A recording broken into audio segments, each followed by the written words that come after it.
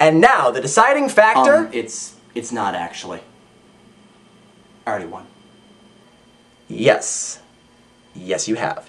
Nevertheless, the really important factor of these stories is, well, the story. Once again, we have a writer doing his own screenplay. Writer David Seltzer did do some work on the script, even though he's not credited in the movie, but the screenplay is essentially Dahl's. It's difficult to say how much of the movie was Dahl, how much of it was Seltzer, and how much of it was direction and acting. Wonka's entrance in the movie was entirely Gene Wilder's idea, and the final line of the movie was actually written by Seltzer. But suffice it to say, a lot of people worked to bring this story to life, and it really shows. The book, of course, had Roald Dahl's trademark whimsy, and there was a lot of imagination in the story. And like Matilda, the book kind of starts off like a series of short stories. I think this is because Roald Dahl knew that these books were going to be read to children at bedtime, probably chapter by chapter. In fact, one chapter actually ends with Charlie having to go to bed and then continue hearing the stories the next night. Dahl knew exactly who his intended audience was, and he delivered to them. But of course, one of the defining parts of the movie is the music. These tunes have almost become timeless. Candyman has some brilliant imagery and serves as a great introduction to a movie about a chocolate factory, and pure imagination really defines what the whole story is all about. Also, I never realized just how clever the lyrics of I Got a Golden Ticket are until I rewatched the movie. Though it's really too bad that neither Jack Albertson nor Peter Ostrom can sing. Now, there are songs in the book too. The Oompa Loompas sing whenever something happens to the kids. And like the songs in the movie, the songs are about the bad qualities of that kid. Unfortunately, I've never really been a big fan of sticking songs in the middle of stories like this because without the music they're basically just poems and they really don't add anything to the plot. There's also the television tirade. Ugh, yes.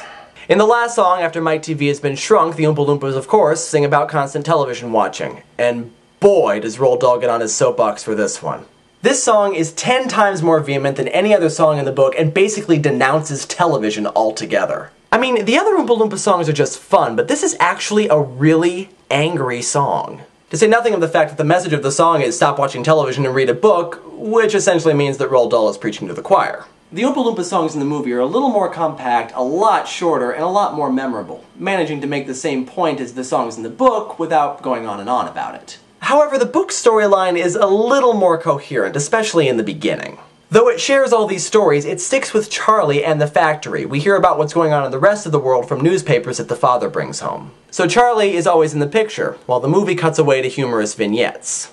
But I actually really like these vignettes. Rather than hearing about how crazy this contest is, we actually get to see it. We get television news reports rather than newspaper, and we see random scenes of the Wonka frenzy.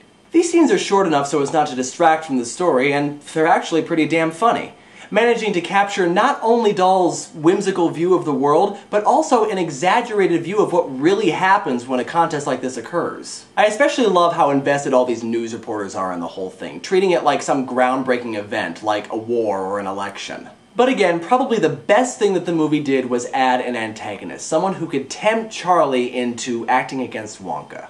Charlie had no such impetus in the book, and therefore went pretty much undeveloped. The ending of the movie has Wonka denying Charlie his prize and not seeming at all like the kind, gentle man who has just led him through his factory of wonders. Charlie's dreams are crushed, and he has absolutely no reason to give the gobstopper back to Wonka, and yet he does. We don't know why he decides to do this other than it's the right thing to do, and the act really does speak for itself.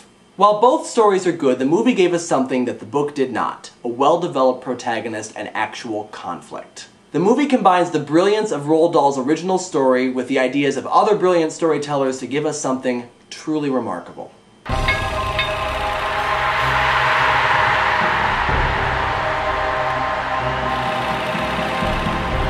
So the movie wins for this one, but this review is not completely over. There is still another Charlie and the Chocolate Factory movie to review, so stay tuned for... What? Matt, what are you laughing at? Nothing. Matt? No, really, it's nothing. It's nothing. Let's go to the scoreboard. Bye, everyone. No, now wait just a minute.